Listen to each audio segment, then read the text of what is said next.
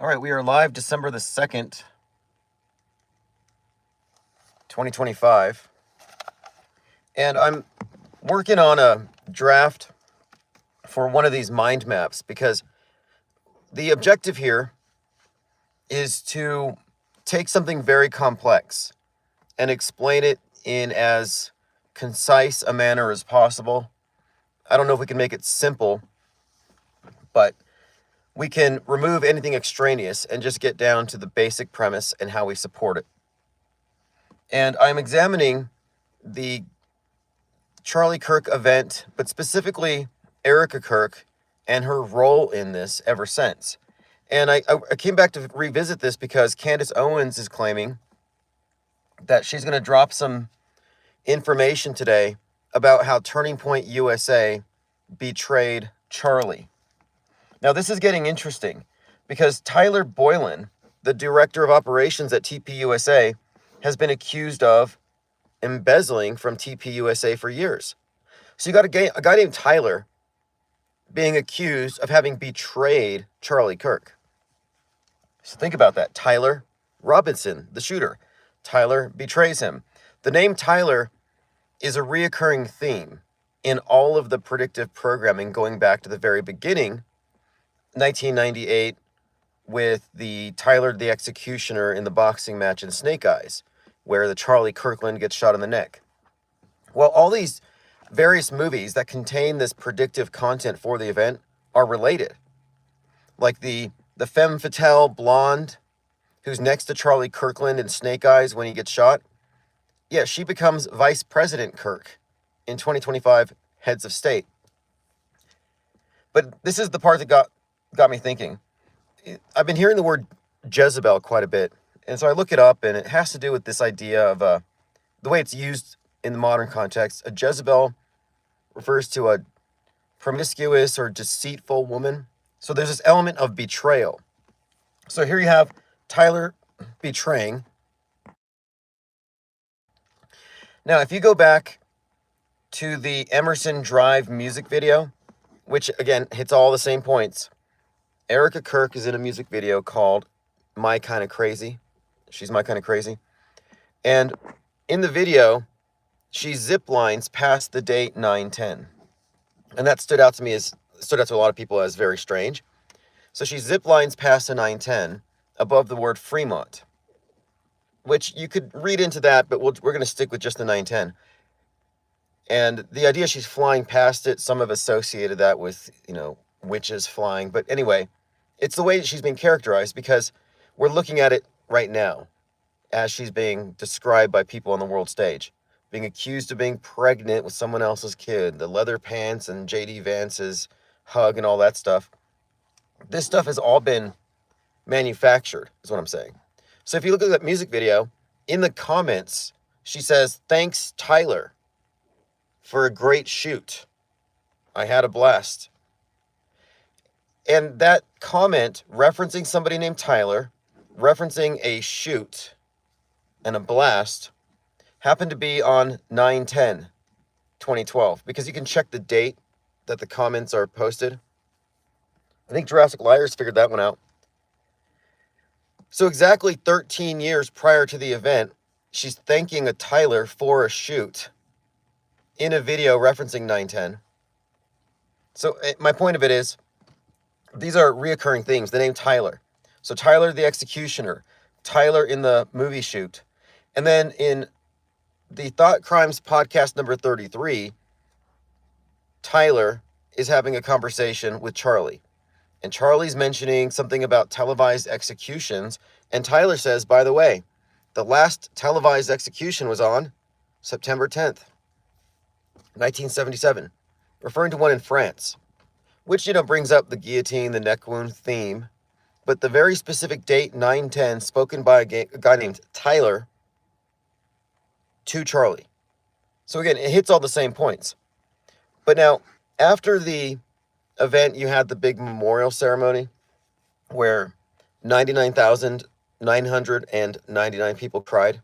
Basically everybody but Erika. And at that ridiculous event, with all the fireworks, the WWE backdrop just made no sense. But we watched that event, and Steve Miller, I think his name is Stephen Miller, someone who works at TPUSA, called Erika the Storm. So that automatically got me thinking. One, she's literally called the Storm. And then two, people were already saying after her appearance that she ought to be vice president under J.D. Vance.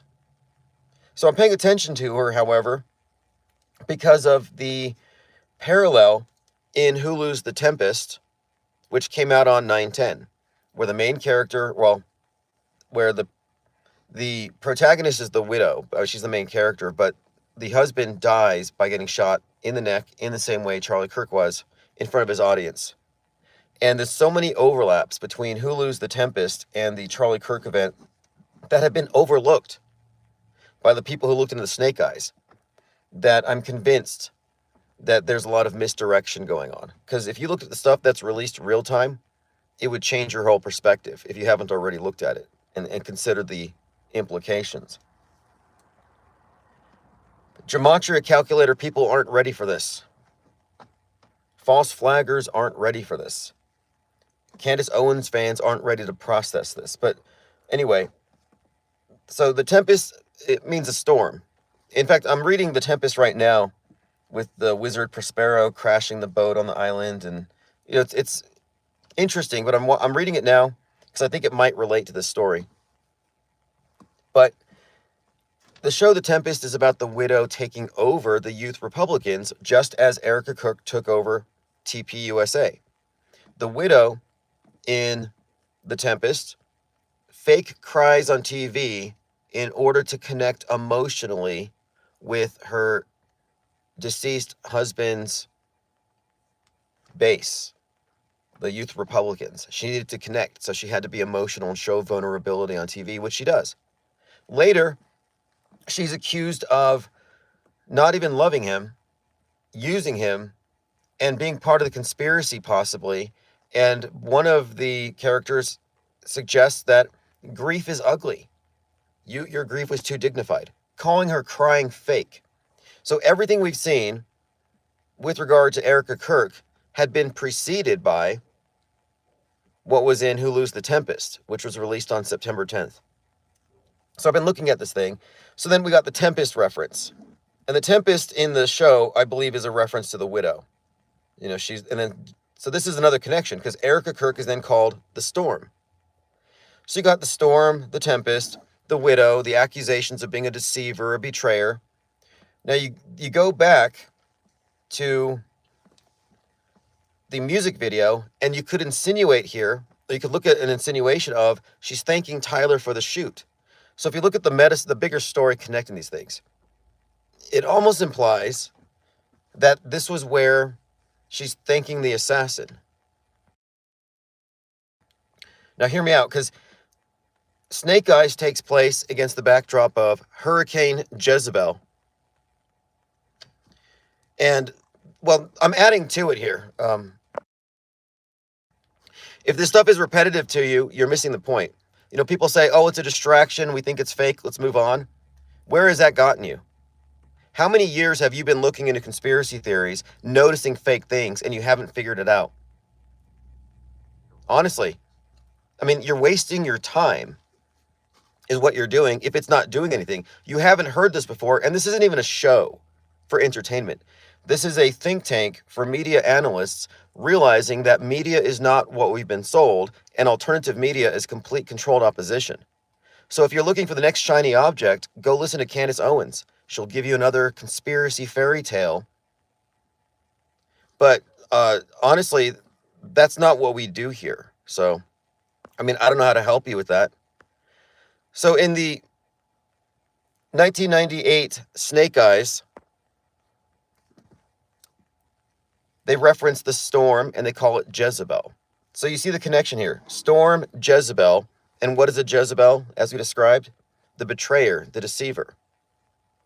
You've got the widow in The Tempest, referred to as a betrayer, a deceiver.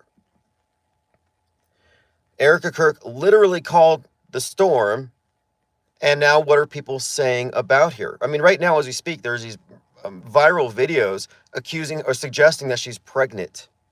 and that it's probably the baby of J.D. Vance. And then you got Frank Turek right now, who just the other day, he's talking about this stuff, and he's saying, and Frank Turek, of course, is the guy who was behind Charlie during the shooting.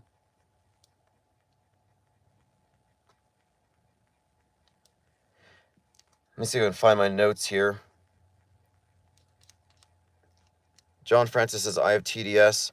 Well, look, this is the thing. We're looking at 3 different categories of propaganda. You have the predictive stuff, then you have the real-time stuff, and then you have the reinforcement. And right now we're experiencing a lot of the reinforcement stuff. These things exist on a timeline. They're inserting fake events into our historical record. It doesn't take a genius.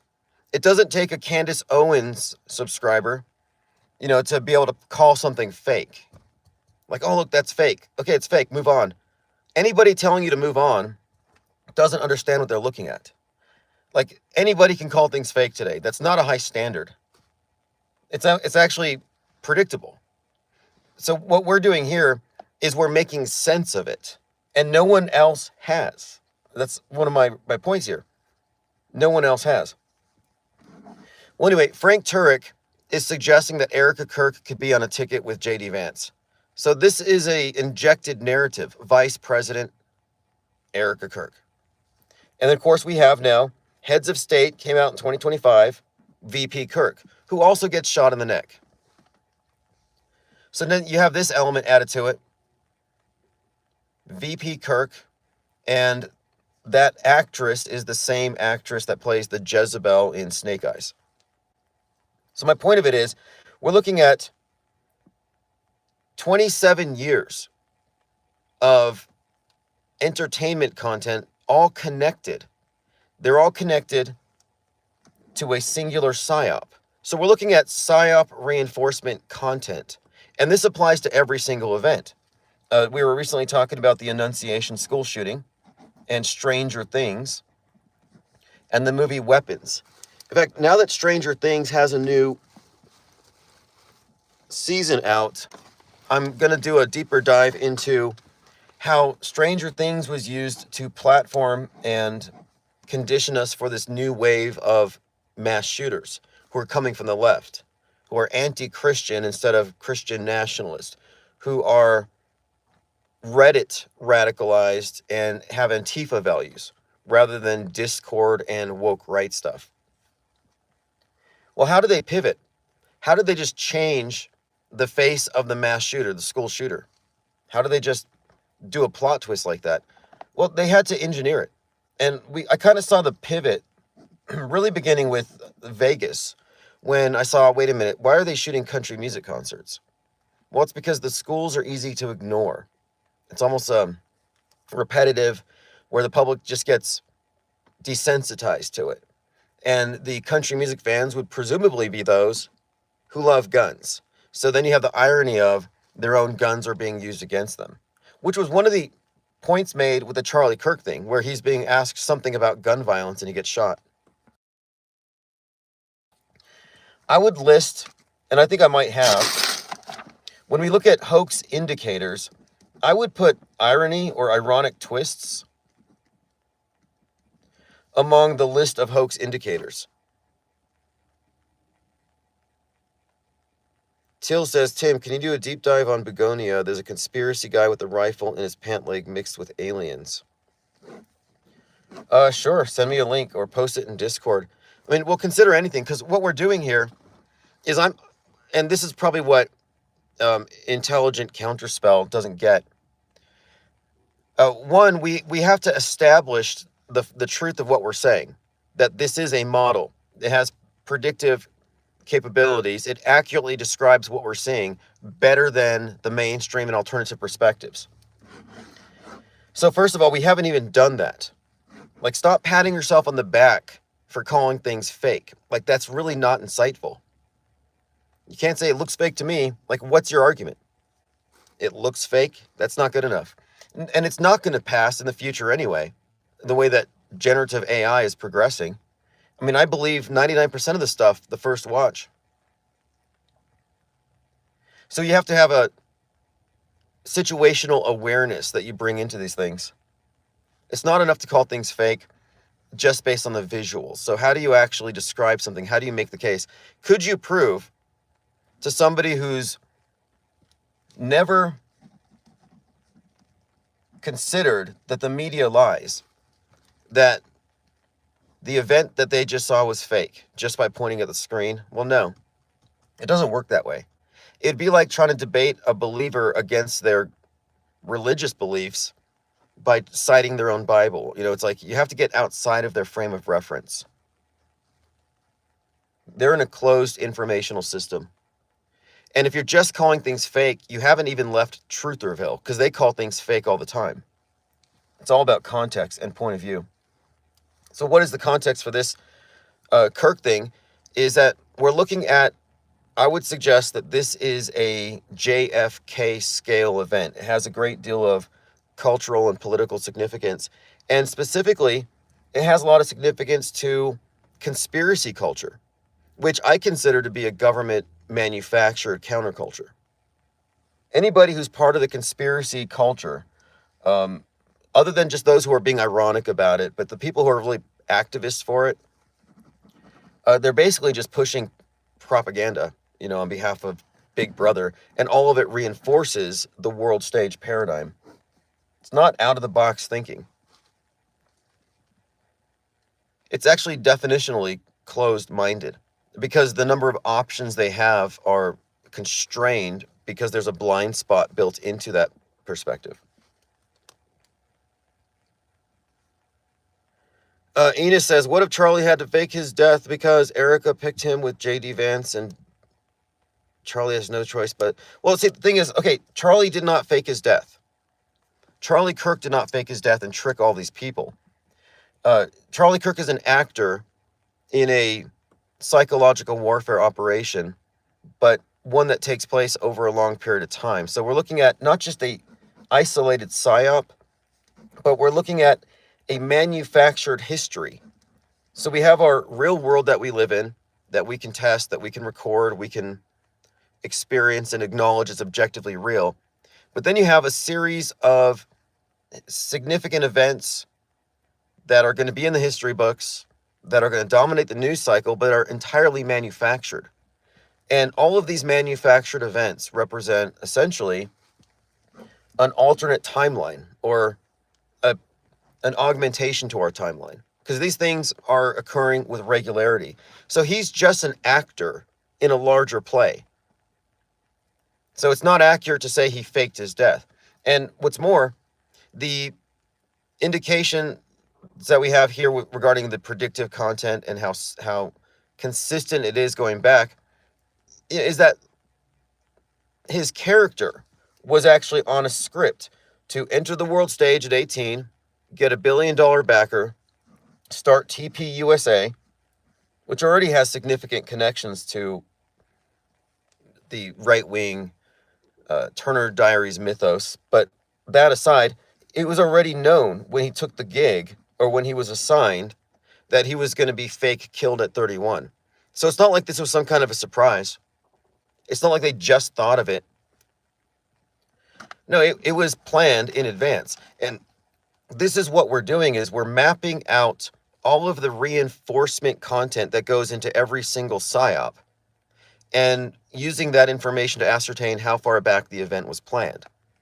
So the indications that we get from Snake Eyes and all these other examples would suggest that not only did the script for this event, and was this event planned in the 90s, before Charlie Kirk was even Charlie Kirk, because we don't know anything about, how authentic these people are.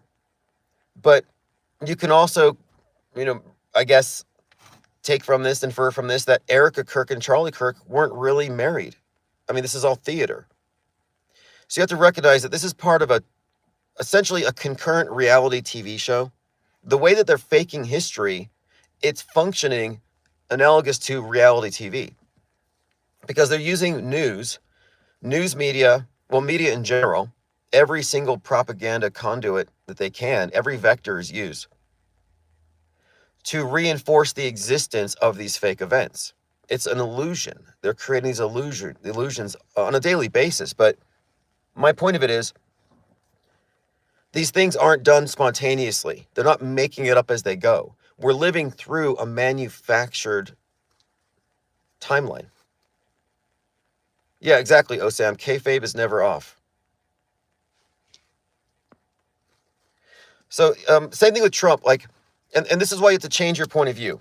The point of view that Charlie Kirk faked his death doesn't invalidate the entire TPUSA story. Like, the whole thing has got to be just a construct. You can't look at it as serious anymore. It's all grass or fake grassroots, what are called astroturf. They inflate their numbers. I mean, these are all manufactured characters. But it has significant implications when you consider how these things are planned in advance. It means that Donald Trump didn't trick the world by faking like his ear got shot. Donald Trump is an actor performing a magic trick, but everybody around him, the media included, and the Secret Service, would necessarily have been part of that hoax. So the word hoax doesn't even do it justice, because we're not talking about a trick that a small group or a person pulls off that tricks the world. The media is not being tricked. The media is the trickster.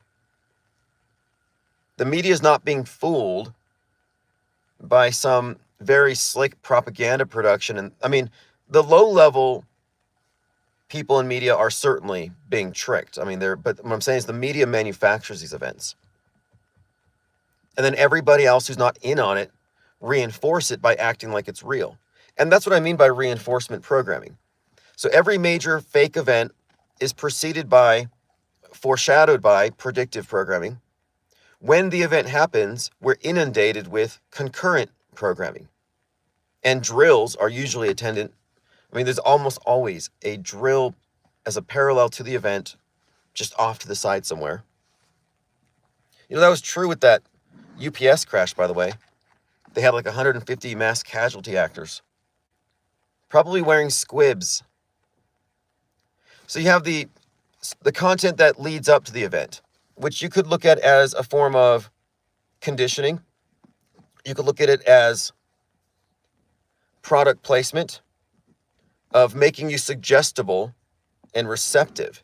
You know how you think of something, like if somebody says, or if you think about it, white cars or something, you're more likely to see them. Well, they were already there, but now you're noticing them. You've been primed. So the predictive content that we get primes us as well. So they frame the event in our minds before it even happens. This is actually interesting, because you got like these characters who are essentially mirroring characters in movies. Like Luigi Mangione is definitely Joker coded. In fact, he was in court smiling at the audience. I mean, it's totally Joker, which the Joker movie has built into its storyline, class warfare, kill the rich. And so there's a lot of overlap, especially if you get into the Joker De Niro connection, and De Niro, the taxi driver, the inspiration for Reagan shooter. That's another area we'll get into. But, you know, for right now, what I'm pointing out is we're prepared for the events before they happen. And then when they happen, they're reinforced by the conspicuously timed content on every major streaming service. Like, this was just the case with the crown jewels that were stolen. You know, crown jewels stolen during the No Kings protest. Okay, that's interesting. Well, then Netflix has a show called Lupin, where the characters are breaking into the Louvre and stealing Marie Antoinette's necklace. And so this is noticed by the media, Inside Edition, like, oh, look, Netflix seems to be psychic again. But then after everything, after the event is performed, what do we get? We get nothing but reinforcement programming. Endless conversation about it. This has been months of conjecture about who killed Charlie Kirk. Well, what they're doing with this is they're just reinforcing the acceptance of the fact that he's dead now. Like, every single day, they're reinforcing the scenario. They're making it realer. That's what they're doing. It's not like they're getting closer to the truth. There's no investigation. This is how they cement these events into our collective worldview, into our history. These things are being baked into the history books. So you may know it's fake. You have a lot of reasons to think so, but does it matter? No. Your insights don't matter because your perspective isn't acknowledged. The only perspectives that are acknowledged are the mainstream and then the subsets, which are conspiracy theories and wokeism. But these are perspectives which don't subtract from what the media presents. They just add on to it. They opine about it, but they don't actually subtract. They don't operate on the premise that media is a liar and needs to be vetted anytime it says something. Which to me just sounds naive in 2025. And their power to lie has been exponentially increased with generative AI and the general public's inability now to differentiate real from fake. Like, it's easier than ever to fake stuff. And we've been conditioned the way that we're conditioned to be passive media consumers. We're conditioned to be programmed. It's like they gave us all mind aids and they're releasing mind viruses every day. And that's what's actually happening. JT33 says the world play. Yes. Now, okay, so what we're doing though is we're establishing something here. The person that I blocked in here was like mad that we're still talking about this. And it's like, because you already figured it all out. I don't think you have, because you don't have any voice in the world. This information means absolutely nothing if you just drown it in a sea of irrelevance. It doesn't go anywhere. It doesn't connect any dots. Nobody's more awake. It's just more of the cognitive dissonance and this living in two worlds, knowing that, oh, we're being brainwashed, but also having no ability to do anything about it or to make sense of it. Like, don't you want to make sense of it? Because this is not a political channel. This is not for activists. What are we actually doing? Well, it's a philosophical problem. If we are confronting mind war, psychological warfare, then how do you get out of it? You think your way out of it. You think your way off the grid. And our perspective is purely objectivist. But the daily news cycles condition people to expect engagement bait, dopamine rushes, the next shiny object, the next conspiracy, the next psyop. And they just run through these things so fast that they see us here taking months to break down a mundane event. And they're just bewildered. Like, why are you still focusing on that? Well, it's because there's not a leash around our neck. We're not being dragged around by mainstream media pundits. We're not being told where to look. I'm not chasing a spotlight like a cat chasing a laser pointer. No, I'm absolutely calm. I'm actually non-reactive. We don't react to the news. So you got these reactors, these triggered reactors who are programmed to consume. And we're still here processing stuff. Because the only thing you get by reacting to news is you get hit with a bunch of headlines and blurbs and there's no depth. So your opinion is going to be limited. It's going to be low information anyway. Anybody who says, I knew the Charlie Kirk thing was fake on the day it happened, I'm like, well, okay, you have your intuition. It's a reasonable guess, sure. But did you have the facts to support that on day one? No. Not at all. So reacting doesn't make sense. You got to give it time. You can respond later when more facts have surfaced. But there's no pressure to come to a conclusion. And anyway, what we're doing here also, since we are in fact a third branch of media, we're outside of the controlled duopoly. We are going through all of the major events, 2025, all the way back to probably starting with the JFK thing. And with each one, we are mapping out all of the relevant predictive programming, concurrent programming, the movie directors around it, and every other element to it that we'd consider to be a hoax indicator. And we're doing this event by event. And then we're creating a parallel timeline. You've got the mainstream perspective on what happened from 1962 to 2025. Then you have the alternative media version, the truther version. And then you have our perspective. And our perspective is inclusive of media fakery and metascript breakdown, which includes all of the foreshadowing, concurrent programming. Duet Celeste says, ironically, the conspiracy theorists miss most psyops like the Hong Kong thing. Well, you see, conspiracy theorists are just alt NPC. They're still being spoon-fed. They're just being spoon-fed a higher dosage of the mind control, because it's like the mainstream doesn't captivate them, and a lot of people don't get into the mainstream. And if you lean left, you kind of go into woke town. If you lean right, you go into Trutherville. But Trutherville is actually split in two, because you got the red pill stuff, and then you have what is actually woke right politics. And it turns out the red pill is actually a subset. Because you can't mainstream a lot of the ideas on the fringe right, but if you repackage them, you can sell it to a wider audience. There's a lot more people willing to hunt down Illuminati reptilians than who are willing to take stances against people based on ethnicity or the idea of preserving one's own tribe. So it's very limiting when you get into the fringier stuff. I mean, they're very much about purity. It's kind of sad how America First consistently put down their own leader because he doesn't pass a purity test. He's like biracial, leading the white supremacists, and then he's advocating for the nuclear family as the salvation of Western civilization, but he's like a childless 30-year-old.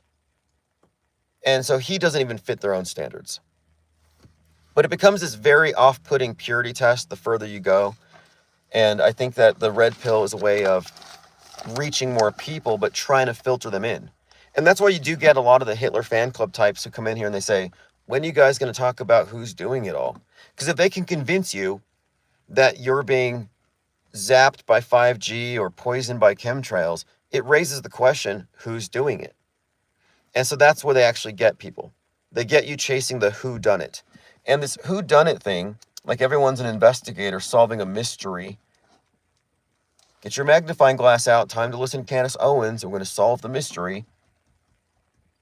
As long as you're trying to figure out who did it, you're not figuring out what it is.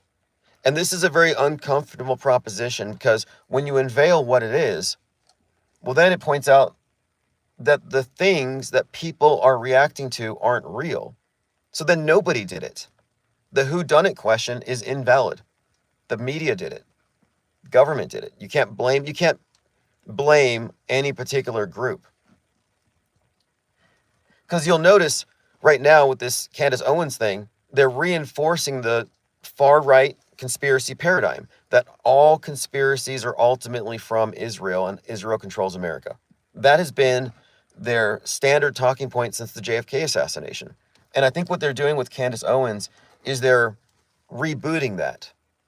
They really need that to be baked into the far-right paradigm. Just like the far left, they blame racism and whites for everything. Far right, they blame Jews for everything. I mean, that's baked into the political horseshoe.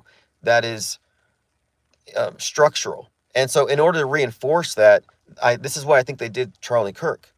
Just like with JFK, I think they need to take this event and turn it into a conspiracy subculture that'll last another 50, 60 years, where they're all based around the same basic presumptions. That's why they're hammering it in. Lesko says, the people who say stop talking about it, we figured it out, are hilarious. It's like, bro, you don't know the half of it. Well, that's been the issue here. That's been the issue since the beginning, where, and I called this out like 2 years ago. I noticed, why are so many of these conspiracy theorists on Twitter saying, it's a distraction, don't look. It's a distraction, stop feeding it your loose, go touch grass. Like, okay, it's a distraction from what?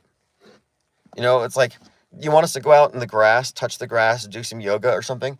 We just found evidence of colossal fraud that implicates all governments, all media, and all kinds of people that we can name in entertainment. And you're telling us, don't look.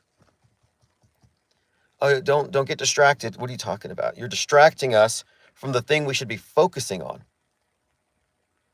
And the reason why Trutherville has gone nowhere, why it's stagnant, it's stagnant. They haven't figured anything out. They're still confused. There are people who are still confused today. Like, well, I don't know if it was real or fake. It could be fake, but it could be real. Like, if you're ambiguous and confused and you don't have any intellectual independence and you can't form your own opinions, they got you. They got in your head. You're no longer in objective reality. You're in a state of confusion. You don't have to know all the answers. You can know what's possible to know. And if what the facts that you do find, if they contradict what is being said, the best you can say is, I don't believe it for these reasons. But you don't have to believe anything on faith. If the evidence doesn't support it, you're under no obligation to believe it. But I noticed that there was this trend, and I'm saying it's shady. Like, I think it's really shady that you have all these Christian conspiracy theorists who are using Jewish gematria to decode the news. Like, obviously that's crazy. Jewish gematria is meant for reading the Torah. Like, if you're a rabbi, you do your number magic to prove that there's a divine hand, that God is in the scriptures. Like, okay, this could not have been planned by man. These connections are too intricate. What are the odds? You know, these questions like, this is statistically impossible. Well, no, actually it's not. Because you're cherry picking, selectivity bias, Texas sharpshooter fallacy, not noticing the misses. No, you're manufacturing the appearance of these impressive connections.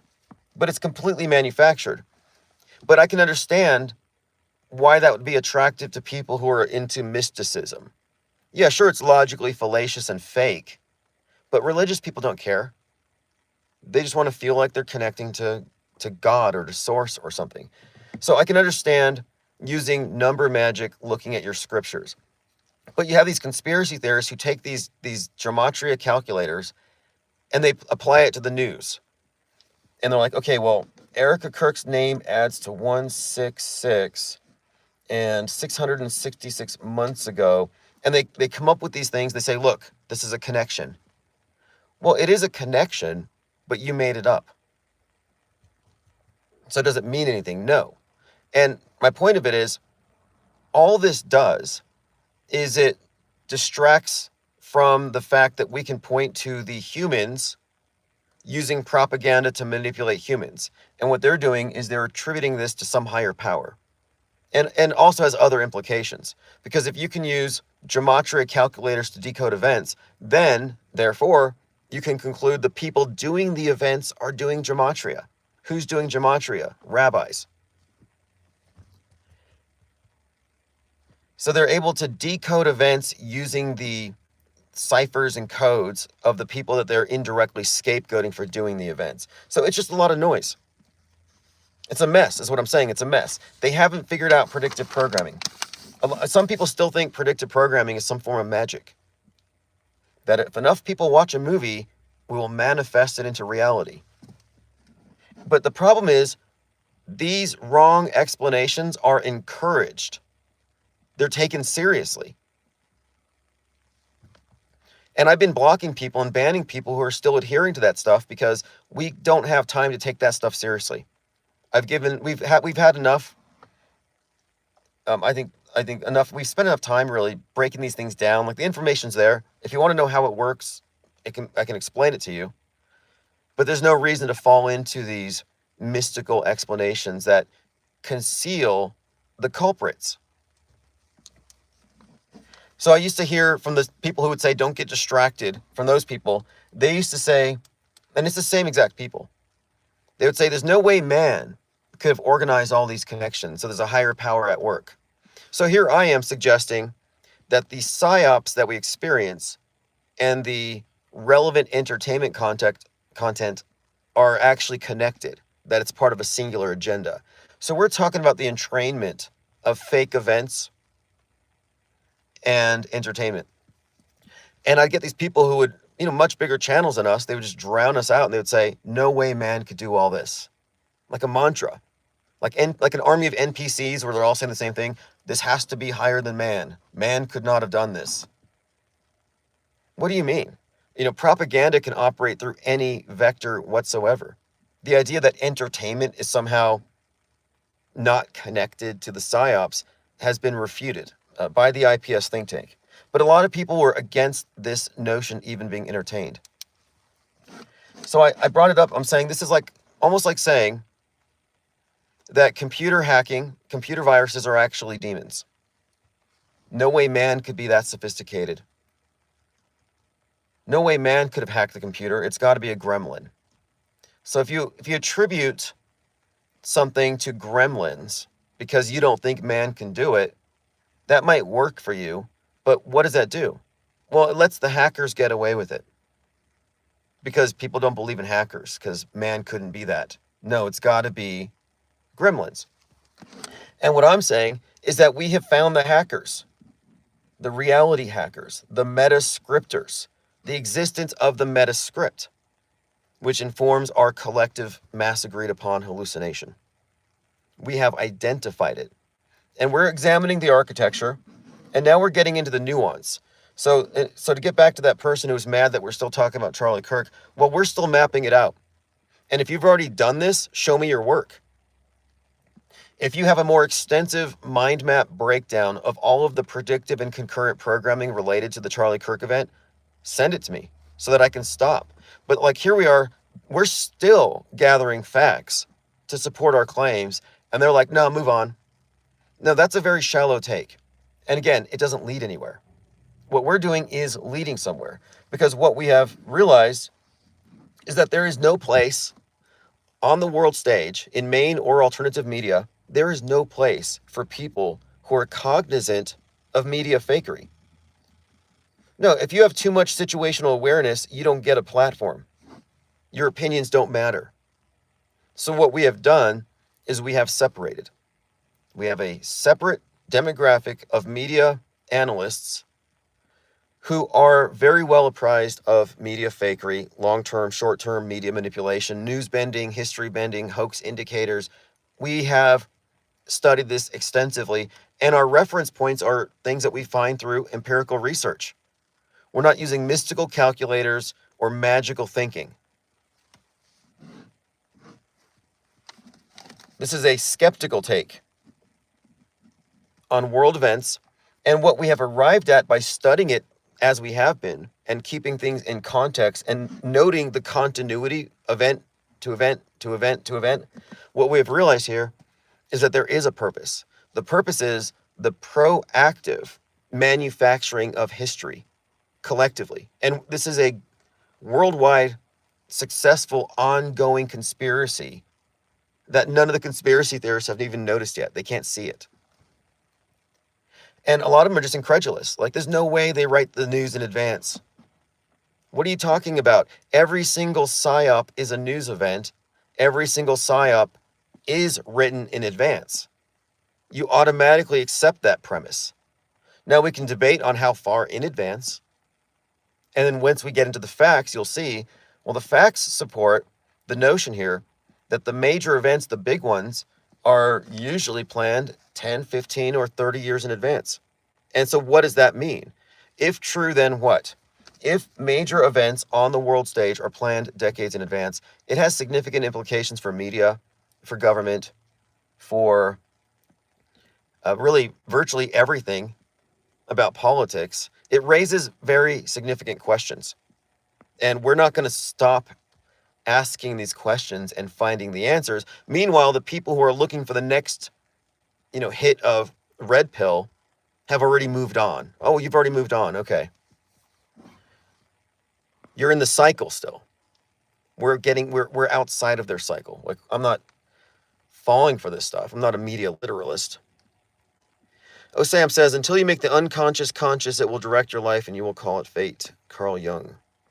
Yeah, Carl Jung is been an obsession of mine for the last few months. JT33 says, Tron Ares about AI programs that can transcend the digital world into reality. Oh, I'm going to have to go watch that. Joe Rogan was talking about, why couldn't Jesus just come back as AI? So we're there. DeWitt Celeste says, these same people think that 9/11 wars are real, but using product placement in movies, advertising, art is beyond what a group could accomplish. Yeah, exactly. Their point of view is that it is so hard for me to understand how you could have media connecting to events that I can't believe it. And that's an appeal to personal incredulity. But it looks impossible. Like how the hell does a movie come out on Netflix and then something on the news perfectly matches it? And this happens all the time. How does that happen? Well, you have to break free of the compartmentalization. You can't assume that there are no connections between these various departments at a higher level. So is there a meaningful distinction between government and entertainment, between the film industry and mainstream media, between Hollywood and CNN? Well, there's a point here where there's a overarching influence, a worldview monopoly that has creative control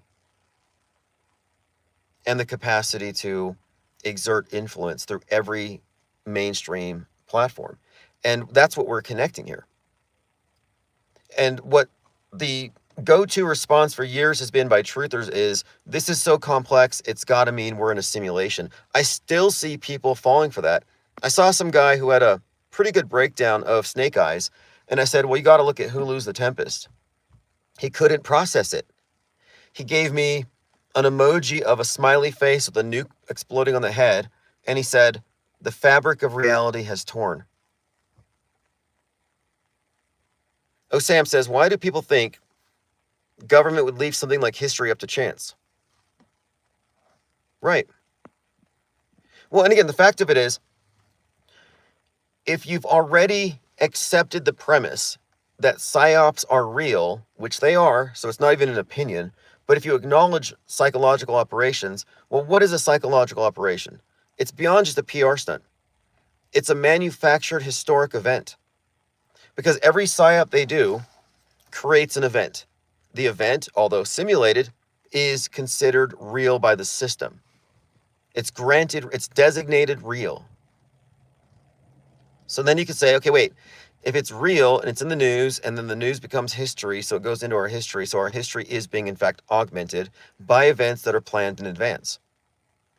So then we can get into the argument of how far back each event was planned. Like, when did the script, because every drill, like every simulated event, a mass casualty simulation, they all have a script. And so then it's reasonable to say that every one of these fake events has a script. They're not just improving. There's no improvisational crisis acting. No, this is all scripted. So then you have to say, well, where's the script? How long ago did the script exist? And when you dig into these questions and answers, it undermines all of the claims of mass media when it comes to these events. It suggests here that we're looking at manufactured events, not innocent media reporters with cameras and microphones going out and just recording something. No, they're actually producing it. Because media is a liar. It's a good liar. And good liars don't lie with every breath. They lie strategically when they're gaining something. And they lie to those who already trust them. But they don't lie all the time, because that would make them a bad liar. So the media doesn't always fabricate stuff. Not all news is fake. And there were times where people would try to straw man what we're doing. Oh, they just say everything's fake. No, we have a very nuanced take. But to the contrary, the people who default to the mainstream actually believe everything on TV is real. So it's kind of like, well, whether you say everything's real or everything's fake, you're both wrong. So if we put a number on it, let's say 5% of the events are simulated. So 95% of the news is real, 5% is simulated. The simulated stuff is what takes up all the oxygen. It's what takes the spotlight. Everyone focuses on it, and then the 95% bounce off of it. So the fake stuff, even though it's only 5%, it permeates the entire media ecosystem. So it's a closed system, it's an echo chamber, so they don't have to fake it all. They just need to fake the big stories that bend the news cycles. But even this, even the 95%, even though they're just responding to fake stuff, they are also resting upon an edifice of fakery. They're resting upon news cycle after news cycle of fake events or fake infused news. So there's no objective reality from the perspective of the mainstream media. They live in their own fictional universe, which they impose onto us. So it's very much a fictional universe situation.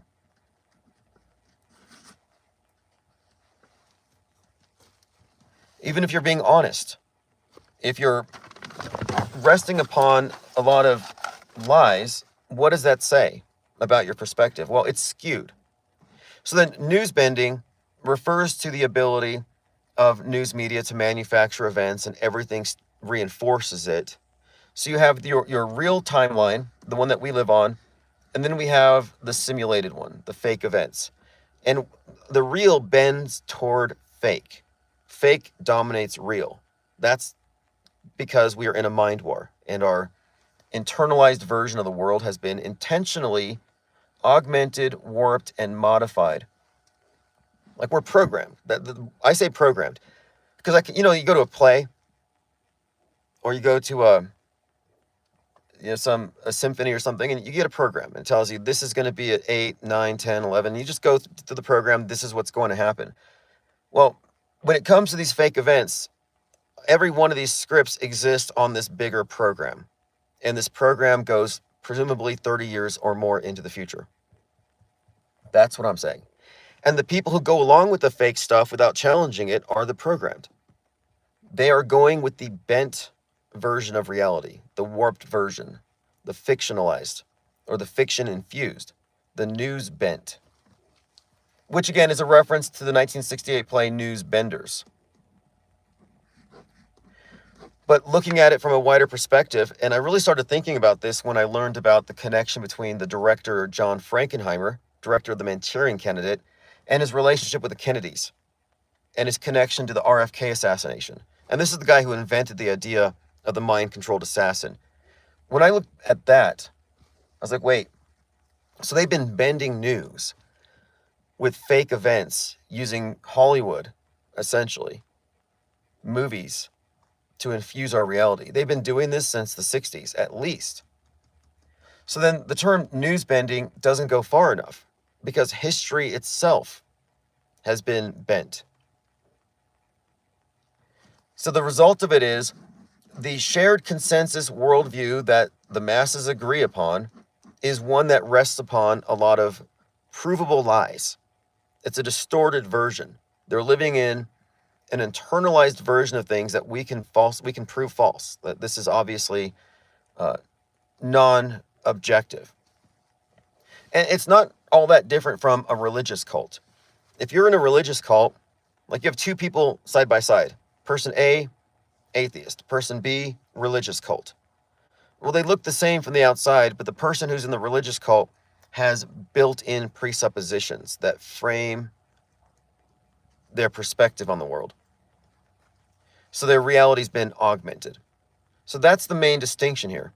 We have the augmented version of reality and the real thing. All media operates within the augmented reality, all of it, even the alternative, all the red pill stuff. They don't discredit what came before.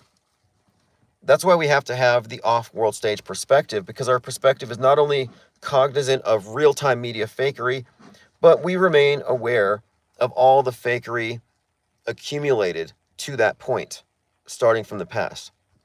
So this does require a complete separation from the subjective media universe.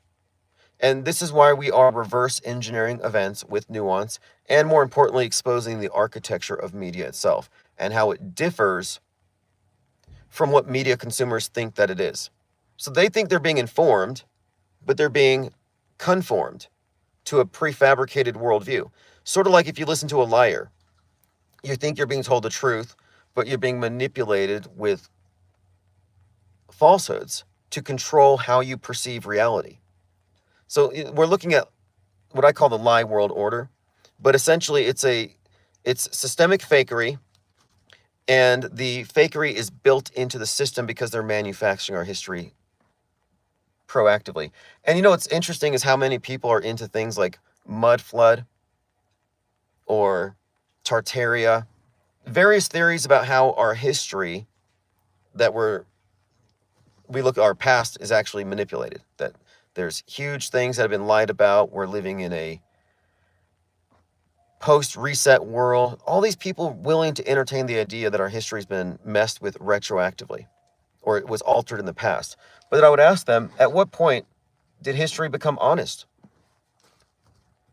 At some point, did it just become objective? And then another question, when does news become history? Yesterday, last month, 10 years ago, 20 years ago? So if you look at the daily news as pages in a history book in the making, you can kind of see how day by day fake history is manufactured. So I kind of advise people, instead of looking at fake history from 200 years ago, look at fake history today. And then the next part of it is recognizing that it's not retroactive alone, but it's actually the proactive. And it's the proactive thing that the conspiracy theorists have missed, and it's the how far in advance things are planned. But my intention here, and the reason why I'm spending time on this series of mind maps with this history bending, is this is something that can be demonstrated to be true. The facts support what I'm proposing here. But it's not something you can just say to somebody, like, oh, trust me, bro, everything's fake. Let's move on. Like, no, that's not how this works. We're talking about paradigm shift. You don't paradigm shift by being incredulous. You have to be skeptical, and you have to propose an alternative model that has a better explanation for what we're all experiencing. I mean, how do you explain predictive programming, concurrent programming? Eerie coincidences? Doesn't work. Intentionality is provable. Simulation theory? No. I mean, the only people who believe that are Joe Rogan fans. Braveheart says, without gematria, how do we explain the significance of these? Yeah, well, we can look at patterns without having to know what the group behind the patterns believes these things actually mean. Like, I don't think there's an objective meaning to these things. It's attached by whatever group holds them to be meaningful. So it's undeniable that we see patterns, that there are patterns with certain numbers, names, etc. But the best we can do is recognize the patterns. If you bring out your gematria calculator and attempt to interpret these things, you're moving a step away from objective reality and getting into subjectivism. Like, people will say stuff like, I saw one yesterday, a few of them, where they were just finding out how many different ways you could put Barack Obama in a sentence and make it add to 666. That is not a rigorous methodology that you could use to produce or arrive at conclusions that we could rest upon. No, it's just pure subjectivism. So we have to demystify. And so I think the gematria crowd is there to mystify the patterns. So those of us noticing patterns are outnumbered by people who are infusing the conversation with mystical explanations and directing it away from the more mundane explanation that we're looking at an operation of government. And I got more pushback over my suggestion that entertainment media is part of the PSYOP entertainment complex, that these things are connected. I get more pushback on that than anything. And I've been trying to figure out why, and I think I know why. And I think it has to do with the fact that we can name directors, artists, musicians with no plausible deniability, as we can with various media personalities and celebrities and politicians. We can point out people who are directly connected to the manufacturing of fake events. I mean, starting with Donald Trump. You can't say that Donald Trump is a useful idiot or he's somehow insulated about everything. Because no, he actually had to put the ketchup on his face. When you get into the Kirk thing, everybody in his inner circle who helped move his body to the SUV, well, they would be in the know about the squib. Squibgate. But the more you map it out and tie in the directors and the conditioning through foreshadowing, you can actually unveil the conspiracy. And you cannot unveil the conspiracy if you get people to tell you to not pay attention. Like, oh, don't be distracted. And it's ironic because they're the ones who are distracted. They don't actually have a point or a purpose. Like, we don't need legions of people crying wolf or stating the obvious, just saying fake, fake, fake. That's not helpful. What we need is empirical research, rigorous methodology, and we need to arrive at answers. And we have arrived at answers. The IPS think tank coined the term concurrent programming, which didn't exist before we had acknowledged it, this term. So there's no way to explain it. But as soon as we noticed it, then we started becoming aware of it real time. And so we've made a lot of progress since, I say, 2022 in this regard. And so those people who are still stuck in the old paradigm with the old operating system, who don't know about predictive concurrent reinforcement programming, fake events, manufactured future, leave them. I mean, you can let people figure things out at their own pace, but the facts support our side. So I don't entertain these old explanations anymore. The simulation people, revelation of the method people, the manifestors, all the mystics and the mystifiers, like at this point, they can be disregarded. We have a better model and we can prove it. And that's what I'm working on. Anyway, thanks for listening. We'll have a live stream later today with open phones. I was just running some errands and I'm going to answer something because someone said yesterday, how do you reason that the Charlie Kirk event was scripted in 98 or before? Could they not have been inspired by Snake Eyes? Like maybe they got the ideas from the movie and put it into the PSYOP. What came first? And my way of answering it was showing how every example of entertainment content foreshadowing the assassination, every example contained the same, at least 3 out of 5 of the same elements that were in Snake Eyes, or 4 out of 5. And that these are different propaganda vectors that in no way would have been connected to Snake Eyes. So what we're looking at here is the deliberate connections. These are deliberately planted messages and storylines and characters. And that's another element here.